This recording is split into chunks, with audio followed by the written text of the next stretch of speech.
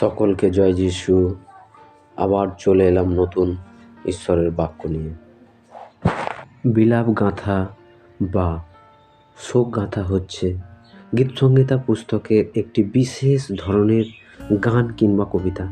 যেমনইভাবে আমরা দেখলাম এই শোকের গানগুলো প্রার্থনা বটে, বিলাপ গাঁথা আমাদের লোকেদের সংকটকালে অভিজ্ঞতা সম্পর্কে বলে।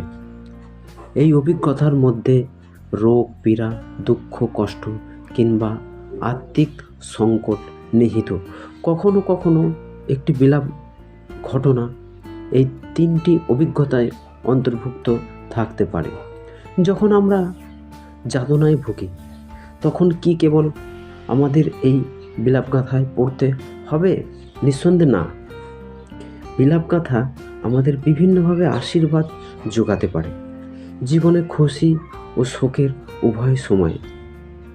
গীতসংহিতা পুস্তকের শোকের বা বিলাপের গানগুলো আমাদেরকে যাতনাভোগী লোকেদের ভালোবাসতে শেখায়।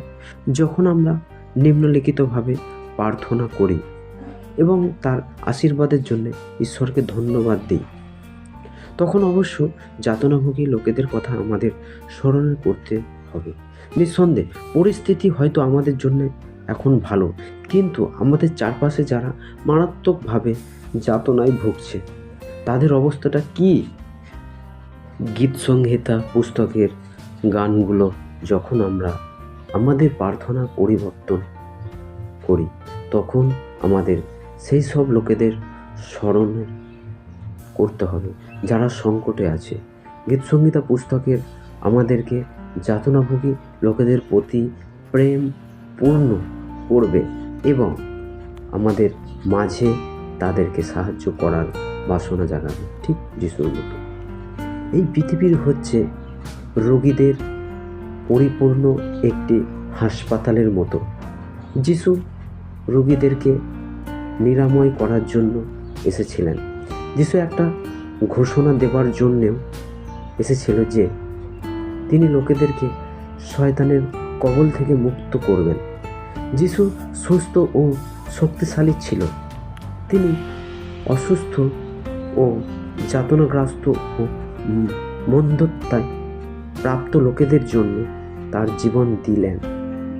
যারা যিশুর কাজে সুস্থ হতে এসেছেন তিনি তাদের প্রত্যেককে গ্রহণ করেছেন। যিশু জানতেন যে যারা তার কাছে প্রার্থনা সাহায্য করে তারা অসুস্থ। যিশু তাদের সুস্থ প্রদান করতে অবহেলা করেনি। এই অসুস্থদের মাঝে যিশু ভালোবাসার প্রবাহিত হয়েছেন। তারা অস্বীকার করেছেন যে তারা পাপী ছিল। এমন অনেক লোকের দেহে অন্তঃকরণ যিশু নিরাময় করেছেন। যিশু সুসমাচার অতীতে যেমন শক্তিশালী ছিল, আজও তেমনি শক্তিশালী আছেন। সুতরাং আমরা আজও সেই অলৌকিক ক্ষমতার প্রতিফল দেখতে চাই। এই মুহূর্তে এমন কারো বিষয় আপনার জানা আছে যারা প্রার্থনা দরকার এবং ঈশ্বরের আরোগ্যদায়ী স্পর্শ দরকার, তাহলে ওই ব্যক্তির জন্যে এখনই প্রার্থনা করুন। যিশুর সাহায্য যাচনা করুন যেন ওই ব্যক্তি জীবনের আপনি একটি আশীর্বাদ স্বরূপ হতে পারেন। আমেন। জয় যিশু।